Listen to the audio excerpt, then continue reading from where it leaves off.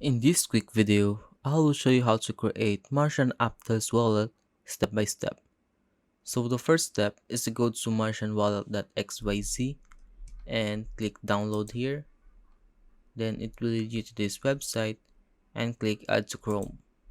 Click add extension and click create a new wallet.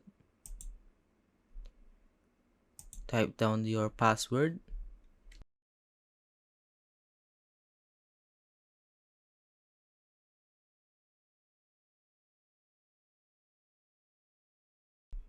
Click here, click continue, and you will gonna need to copy your recovery phrase.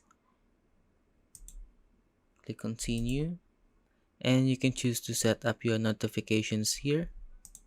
Click continue and click continue again, and you're all set. Click finish here. You can pin your Martian wallet here. Just click here and click pin. Click here and you can type your password here.